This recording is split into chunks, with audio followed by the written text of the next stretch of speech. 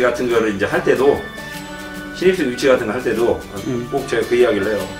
공부 잘하는 애를 뽑는 게 아니라 전기나 전자나 우주나 항공이나 물리 쪽에 관심 있는 애를 뽑아가라. 솔직히 이야기하면 공부 잘하는 애들 부모님하고 이야기하고 오면 거의 대부분 와서 보면 특히 1학년들 같은 경우도 이제 수업 시간에 항상 꿈 희망을 받는 게 아니라 꿈 희망 이런 거 갖고 역사적 인물로 수행평가를 내거든.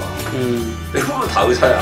아. 1학년 때 이제 필터링이 그렇게 되는 거죠. 1학년 때 거의 대부분 애들이 꿈이 의사니 그러면 이제 수업을 하면서 쭉 보면 느끼면 야 얘들 2, 3년 후에 입시가 참 힘들겠고 애들도 정말 갈등도 심하겠구나. 학교생활이 재미가 없겠구나. 이제 그런 느낌이 확 오죠. 솔직히 얘기하면 의대는 그들만의 리그 경쟁이 있으니 참 한편으로 볼 때는 안타깝기도 하고 애들 학창시절이 좀 단순하죠. 그리고 교사 입장에서 볼 때도 지도하는 재미는 좀 없어요. 왜냐하면 다양성이 떨어지기 때문에. 물론 이제 뭐 또 나름대로 똑똑한 친구들이니 걔들하고 하면은 재미는 있는데 아까 이제 어떤 친구하고 이야기한 것처럼 다양하면 다양하게 그 방면으로 지도를 하면 재밌잖아요.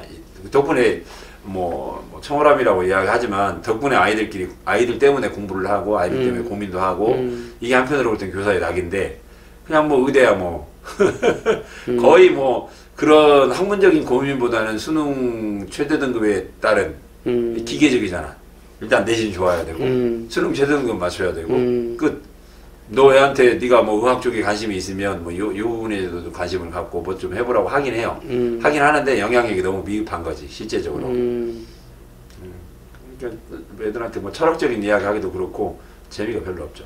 솔직히 이야기하면. 그 부분은 너무 단순하니까. 좀 그건 있어요.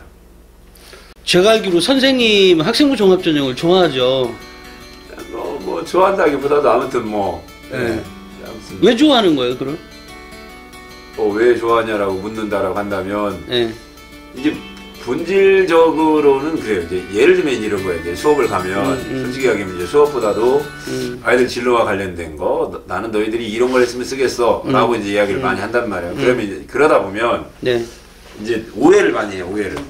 오해를 많이 하는 게 뭐가 있냐면 이제 교실에서 수업을 할 때는 굉장히 다양한 친구들이 있잖아요. 근데 이제 오해를 하는 게 학생부 종합과 관련된 이야기를 하면 잠을 자고 있던 친구가 깨가지고 아우 저 선생님 또 공부 잘하는 애들만을 위한 또 그들만의 리그에 대화를 하는 건 아닌가 라고를 이야기를 하는데 실제적으로 이제 종합전형이라는 것들을 이야기할 때 가장 중요한 이유 가운데 하나는 일단 지금 현재는 뭐 종합전형이 그래도 좀 내신도 안 좋고 한 친구들에게 다양한 교과, 교육, 비교과 활동 이런 것들을 통해서 그래도 역으로 이야기를 한다라고 한다면 그동안은 정시가 대기만성이고 VMR 투아웃 뭐 역전 홈런이라고 하기도 하지만 이제 그럴 확률은 솔직히 하면 거의 적은 거고 또 그러기에는 또 너무나 많은 희생이 또 필요한 거고 또 다른 측면에서 볼 때는 재미도 없고 근데 이제 어떻게 보면 하위권 친구들한테는 학생부 종합전형이 실제적으로 보면 하위권일수록 지방의 사립대학이라든가 이런 데는 교과라든가 정시에 비해서 종합전형이 그래도 내신이 좀 낮고 학생들이 조금이라도 학습에 흥미를 조금이라도 보이는 흔적이 있다거나 아니면 그래도 저는 학업은 그렇지만 제가 좋아하는 분야에 있어서는 이러이러한 장점을 가지고 이런 활동을 많이 했어요 라고 하는 것들을 보여주면 뭐 내신 솔직히 하위권 친구들도 2등급 이상은 커버를 하니 어떻게 보면 역으로 볼 때는 지나치게 우리가 학생부 종합도 수월성 이걸로 봐가지고 뭐 학생부 종합전형이 뭐 스카이 캐슬이다라고도 이야기를 하긴 하지만 한편으로 볼 때 하위권 친구들에게 있어서 학생부 종합전형은 또 다른 VMR 투아웃 나는 역전 홈런이다 라고 그렇게 생각을 해요. 조금 내신도 안 좋지만 아까 이야기한 대로 본인이 좋아하는 분야 체감권 있고 동아리 활동 하나 하고 봉사활동 한번 갔다 오면 똑같은 하위권 친구들이더라도 다른 친구들은 하위권일수록 그 활동이 더욱더 없으니 조금만 하면 더욱더 좋은 입시 결과를 가져올 수 있다라고 생각을 하는 거고 본질적으로 학생부 종합전형을 좋아하는 이유는 이제 그런 측면은 솔직히 얘기하면 다 액세서리고 부가적인 거고 실제적인 건 이제 학생 중심의 교육을 할 수 있는 그 틀을 확보할 수 있는 게 종합전형이기 때문에 종합이라는 것들이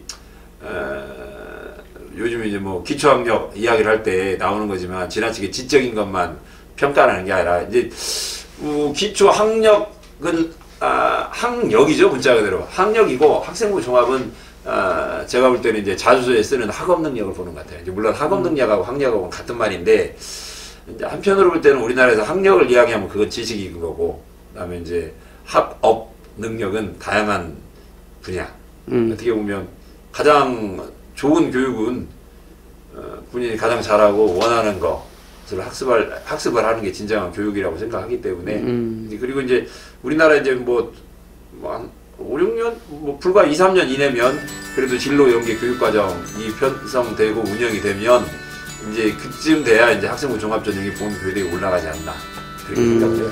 지금까지 학생부 종합전형은 비교과 활동을 강조했던 이유는 딱 하나, 학교의 정규 교육과정이 학생들의 요구를 뒷받침하지 못하기 때문에 교육과정의 약점을 비교과 활동으로 어떻게 보면 보조시킨 거고, 이제 진정한 의미에서 학생부 종합전형은 2015라든가 아니면 그래도 이제 완벽할 수는 없지만 그래도 고기 학점제의 형태를 통해서 이제 학생들에게 학습의 선택권을 부여하게 된다라고 한다면 그때부터는 이제 진정한 의미의 종합전형이 되지 않을까. 오지선다형 시험을 내실 때 뭐 예를 들어 20문제나 25문제 네. 그러면 그렇게 낼 때 일반적으로 누구나 맞출 수 있는 문제도 있고 또 왜 적당히 맞출 수 있는 것도 있고, 시험 문제 안에 25개라고 하면 그 중에 한 3, 4개 정도는 1, 2등급을 나누는 문제들을 내야 되지 않아요? 그쵸? 지금 구조는 그렇게 생겼습니다. 네. 네. 저 시험 문제를 쉽게 내면 1등급이 사라지는데. 시험 문제를 1등급이, 시험 문제를 지나치게 쉽게 내서 예를 들면 100점은 이제 예를 들면 1등급이 4명인데, 100점이 10명 나오면 1등급이 없고, 1등급 없고 2등급밖에 없는데, 그렇게 되면 어떡해요? 학생들이 피해자가 되는데, 결국은. 그잖아요. 1등이 10명 되면 1등급이 없어진다니까요. 예를 들면 1등이 20명 되죠? 그러면 1등급, 2등급도 없고 바로 3등급으로 넘어가요. 카테고리 구조가 그렇게 생겼는데. 그러니까 상대적 평가의 문제점인 건가요, 그러면? 아니면 뭐라고 표현해야 되죠, 그런 거를? 지금 아무튼 도수표 그래프를 그렇게 요구를 하고 있으니 교육부에서 내놓은 스타일로 진짜 이제 쉽게 말하면 이제 그죠, 공리주의적 차원에서 정말 옛날 우리 학교 교련 시험처럼 교련 시험처럼 최대 자수의 최대 행복이다 해가지고 100점을 80명 만들면 그 시험은 7등급부터 시작을 하는 거야. 만약에 그랬다면? 네, 1등급부터 6등급이 없어요. 그러니까 무조건 나눠야 되는 거야. 1등이 7등급이 되는 거예요, 구조적으로. 그런데 거기서 어떻게 공리주의 철학이 나오겠어요? 자기가 가르치지 않는 범위에서 내는 건가요, 선생님들이? 아니죠. 다 가르치는 범위 안에서 내는 거죠. 근데 얘네들이 다 알아버렸어. 그러면 걔네들이 100점짜리가 다 나오면 어떡해요? 다 나올 수가 없어요, 구조적으로. 구조적으로? 이제 그건 아니고. 네. 100점짜리는 반드시 나오죠. 애들이 100점 맞는 친구들은 나와요. 솔직히 얘기하면. 100점 맞는 친구들은 나오는데. 내가 아무리 어렵게 내도, 난이도 있게 내도. 네, 왜 그러냐면 좋아하는 아이들은 있으니. 좋아하는 아이들은 있으니. 아까 이제 경제 갖고 이야기했던 친구가 학교에서 쌤이 안 돼가지고 경제를 희망하는 아이들도 있는데 왜 경제를 개설을 안 해주느냐라고 이야기하는 이 이유가 이제 여러 가지가 있는 거예요. 아까 이제 이건 여담이지만 아까 이제 그 이야기했던 친구가 이제 경제 과목을 우리는 이제 진로 집중으로 2시간을 해, 일주일에요. 일주일에 별도로 하는 거예요. 정규 교육 과정이 아니라 희망하는 아이들만 따로 이렇게 하는데 우리가 몇 명을 리미트로 하냐면 어차피 하는 김에 그냥 12명을 리미트로 해요. 등급 안 나오게 하고 그냥 이수 처리만 하려고. 근데 이제 이수 처리만 하려고 해갖고 이제 오다 보니 이게 아직까지 우리나라의 아이들은 좀 이제 아이들과 선생님들하고 이제 지도 철학이 좀 다르다는 게 애들이 12명 이하가 되면 우리 선생님들이 문제집 풀이 수업을 할 이유가 없잖아요. 굳이. 근데 애들 가운데 일부는 문제집 수업을 원해서 와. 두 가지예요. 하나는 나는 경제로 수능 시험을 보겠다. 아니면 나는 이 경제를 공무원 시험 보는데 활용하겠다. 그런데 이게 결국은 그 수능을 원하든 공무원 시험을 원하든 애가 온 건 보기 5개짜리 골라라 수업을 받기 위해서 온 거예요. 그런데 선생님이 볼 때는 이제 12명 이하면 어차피 성적으로 내가 나누지도 않고 그러니 못 오라고 애들하고 오지선 다 수업을 하겠느냐. 이제 학교에서도 그렇고 저도 이제 진로 집중 같은 경우 그렇게 하지 말라고 이야기를 하니. 네. 그러니까 이제 선생님들이 주제 학습을 하고 발표 수업을 한단 말이에요.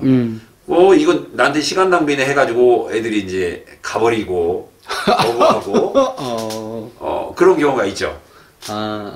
왜냐면 아직까지는 저도 이제 뭐 수업을 하고 그럴 때 뭐 이렇게 거꾸로 하고 아이들하고 이제 먼저 이렇게 소통 중심의 수업을 하면 반발하는 애들이 많아요. 반발을 하죠. 왜 오지선다로 객관식 수업을 안 하느냐. 그리고 교사 중심 교사가 수업을 해야 우리가 좋은데 왜 학생 중심 수업을 하느냐. 여기 학생 중심 수업이 좋을 수가 없어요. 자기들이 해야 될 게 많아? 그렇지. 왜 그냥 우리나라는 이게 쉽게 말하면 학생 중심 수업을 하려면 결국은 선행학습이 돼야 되거든. 그러니까 자기가 예습을 해오든 뭐. 그렇죠. 선행학습이 되지 않고는 수업이 되지도 않지. 그러다 보니 아이들의 피로도가 높은 거예요. 그치. 네. 그걸로 다 대학 가는 것도 아니고 현재. 네, 학생들의 피로도가 높고 또 그것이 예를 들면 나는 그 놈을 가지고 예를 들면 그걸 수능 시험을 해가지고 대학을 가려고 하는데 그러면 수업이 객관식 수업이 아니니 나하고 코드가 안 맞는 거죠. 거기에 반발하는 친구들이 상당히 많아요. 근데 이 문제가 뭐가 있냐면 학교 교육과정을 편성할 때도 그게 문제가 생기는 거예요. 학교 교육과정을 편성할 때 수능 중심으로 짜려고 한다면 학교에서는 교육과정을 잘게 부숴요. 잘게. 그리고 당연히 수능 중심 수업이 되면 교사 중심의 수업이 될 수밖에 없어요.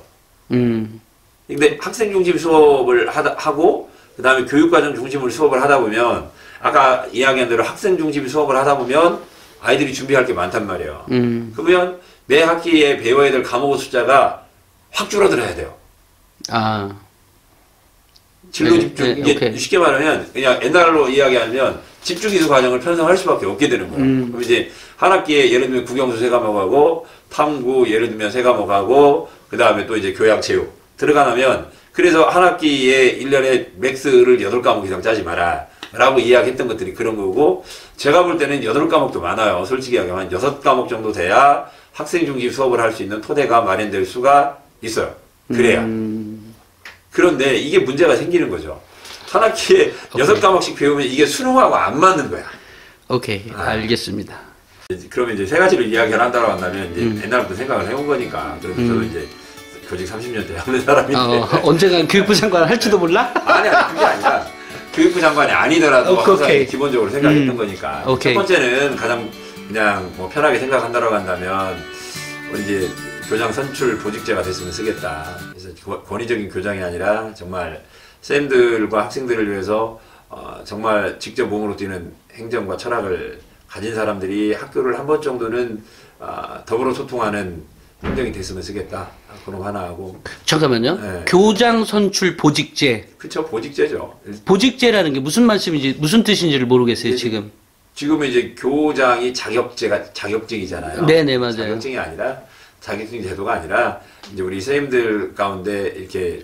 투표해서? 예, 투표를 해서 그렇게 하고, 또 명예롭게, 예를 들면 교장 임기가 4년이라고 한다면, 4년이 지나면 또 명예롭게 다시 내려와서. 그거 말 된다. 예, 그냥 일반, 평교사로 다시 평교사로 돌아와서 그렇게 할 수 있는 그럼 하나 하고요. 어차피 대학에서도 어차피 뭐 총장이라든가 이런 것들이 다 보직제니까. 그다음에 이제 두 번째로는 뭐 매일 이야기하는 것처럼 이것도 또한 수능 시험이 자격고사화되는 거. 그리고 그럼으로써 평가가 절대평가가 이루어지는 거. 그다음에 또 하나 이제 세 번째가 이야기한다라고 한다면 절대평가하고 똑같은 거지만. 학생들에게 아무래도 고등학교 차원으로 많이 제한이 되긴 하겠지만 그래도 학생들에게 자기가 배우고 싶은 거에 대한 교과 선택권이 보다 이제 자유롭게 제공되는 그거 3가지. 다만 이제 두 번째와 세 번째 건 전제 조건은 있어야 돼요. 분명히 요즘 기초학력과 관련해서 제가 이제 초등학교하고 중학교 요즘 기초학력과 관련해서 이야기한다라고 한다면 약간 이 부분은 좀 보수적일 수도 있는데. 우리나라가 절대평가인데 여태까지 유급이 한 명도 없는 절대평가란 말이에요. 그러다 보니 기초학력에 대한 이거에 대한 것들이 좀 어떻게 보면 사회적 불안?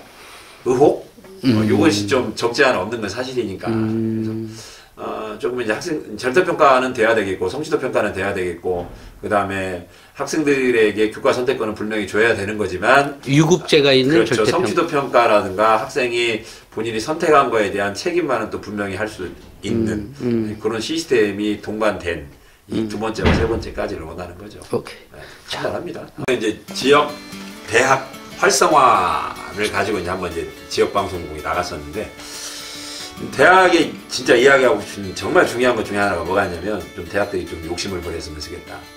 쉽게 말하면 우리나라 대학들은 너무나 서울대에서부터 시작을 해가지고 지방 국립대 아니면 지방 유명 사립대들 다 백화점식으로 다 종합 유니버시티이다 보니 대학마다 특징이 없죠. 특징이 없고 특성이 없어요.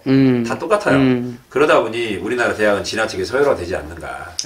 네, 그래서 대학들이 욕심을 버리라고 하는 것들은 물론 뭐 우리 대학이 뭐 모든 과 다 있고, 그 다음에 구성원 숫자 많고 면적 넓고, 그래서 뭐 글로벌 몇 위 하니까 좋기는 좋겠지만, 글로벌 단순히 뭐 예를 들면 우리 지역 대학이 글로벌 뭐 100대 대학 이러라기보다는 예를 들면 우리 이제 전라북도가 솔직히 이야기하면 뭐 어떻게 보면 농업 생명 특화지대고, 한편으로 볼 때 요즘 이제 국민연금이 있다 보니 금융 뭐 클러스터 이제 이런 쪽을 희망하니까, 그러면 예를 들면 이제 지역에 있는 대학이 그냥 글로벌 100위가 아니라 농업생명 분야 1위, 아니면 뭐 금융연금 분야 세계 랭킹 5위. 저는 그런 식으로 가야 된다라고 생각을 해요. 네네. 특히 이제 지역 대학, 특히 국립대는 특히 더 그래야 된다라고 생각하는 측면에서 대학이 좀 욕심을 좀 버리고 대학도 선택과 집중해서 좀 특화가 됐으면 하겠다. 그래야만이 대학들의 서열화가 사라지고, 예를 들면 이제 우리 광주 전남 같은 경우 한전이 있으니 이번에 한전대학 별도로 만든다고 하잖아요. 저는 개인적으로 한전공대 굉장히 반대하는데, 한전공대는 저는 전남대 안에 들어가야 된다고 생각을 해요. 그래서 전남대가 전기전자 쪽으로는 특화되는 대학. 그래서 서울대를 갈래, 전기전자공학과 갈 친구가 너 서울대 갈래, 전남대 갈래, 그러면 전남대를 선택할 수 있도록 하는 게 저는 지방 국립대의 역할이라고 생각해요. 예를 들면 충남대 같은 경우 뭐 대덕이 있고 그러니까 카이스트 있고 그러니까 뭐 물리 쪽으로나 이쪽으로 해가지고, 거기 어차피 K스타 해가지고 원자력 핵융합발전소도 융합 실험실도 있고 그러니, 물리 쪽으로나 이쪽에서는 난 충남대가 서울대 원자력보다는 충남대 물리학과가 경쟁력이 더 있었으면, 뭐 경북대는 반도체학과가 이런 식으로 해서 대학들이 선택과 집중을 좀 해야 대학 서열화의 벽이 깨지고, 그래야만이 우리나라 학생들의 좀 어떻게 보면 지나친 경쟁, 대학 서열화 경쟁, 이게 사라지면 그만큼 학생들의 행복도도 올라가지 않을까. 이제 그게 저는 대학들에게 이야기하고 싶은 진정한 한 가지라고 이야기할 수 있겠어요. 많은 것보다도 많이 요구를 하는 거야 뭐 지나치게 지역적인 이야기가 될 것 같고, 저는 이제 혁신도시가 이렇게 지역이 만들어졌고 지역의 특색 사업이 만들어질 때, 그 다음에 저번에 또 대학교 이야기를 할 때 지방 국립대 7개를 클러스팅해서 서열화를 없애자라고 이야기할 때 제가 가장 먼저 주장했던 게 혁신도시와 연계된 대학의 선택과 집중. 요게 이루어지면 우리나라 고등교육은 한 단계 진보하지 않을까, 그렇게 생각을 했었고, 그건 지금도 요구하는 사항입니다. 우리 권혁승 선생님 좋아하는 사람 손 들어봐. 오이, 아니 왜? 니들 점수하고도 관계없잖아. 아니 왜 좋아하는 거야 그럼? 관련 있어. 1단위씩이야 1단위. 아 그런 거야? 일주일에 1시간씩이나 거야. 아니 근데 아니 근데 권혁 선생님이 좋아하는 이유가 뭐야? 수업이 재밌어? 뭐 어떻게 하는데? 설명을 하실 때 좀 딱딱하게 하시지 않고 이제 저희들한테 친숙한 용어를 사용하시면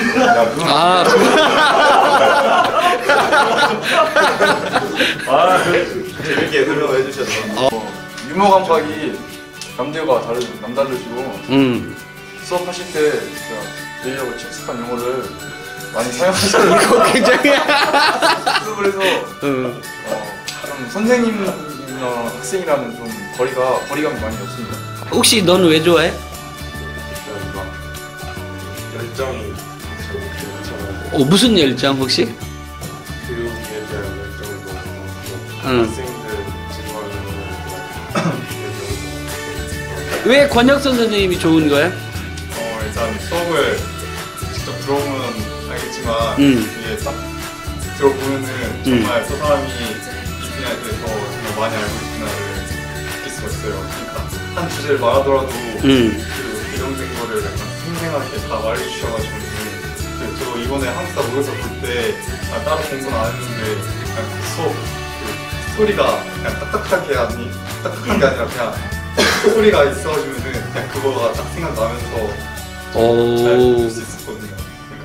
그런 식으로 약간 학문적으로 약간 배울 게 많은 선생님이라고 생각이 들어요. 그건 쟤는지 뭐라고 하는 거 그래 아니 나는 사실 아니 실제로 나는 권혁선 선생님을 좋아해. 저도였어요. 아니 그래서 내가 묻는 거야. 왜 권혁선 선생님을 좋아해요?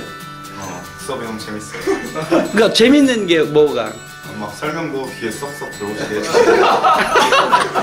너도 좋아한다고 아까 손 들었네? 그래 너가 좋아하는 이유는 뭐야? 같은 아파트 살아. 일단 수업이 너무 재밌는데 응. 그게 정말 실감나게 수업을 잘해주시는데 그 역사 인물이 나오면 막 거기에 막 빙의하셔가지고 혹시 기억나는 빙이 있어? 응? 흉노족. 어떻게 표현하던데 흉노족을? 따라할 수가 없어요. 경제학과 그 한국사는 굉장히 가까운 건데 너는 왜 좋다고 생각했어? 일단 앞에서 다 수업을 좋다고 했으니까 그걸 이제 생략을 하고 저는 처음으로 저한테 소개 추천해 주시는 선생님을 만나가지고 되게 좋았어요. 그러니까 제가 어떤 분야를 공부하고 싶고 그다음에 어떤 내용을 공부하고 싶다고 선생님께 말씀드리면 그때 바로바로 제가 어떤 책이 필요한지 그 책을 소개해 주시는 게 너무 좋고 그다음에 그 활동을 이끌어갈 때 선생님께서 그 도움을 많이 주시니까 이제 그 고등학생 애들은 조금 약간 막 주기가 산만하고 그래가지고 이제 어떤 활동을 하라고 해도 바로바로 안 하는데 쌤이 강력하게 잡아주시니까 활동 그 진행 속도도 빠르고 전반적으로 굉장히 좋았어요.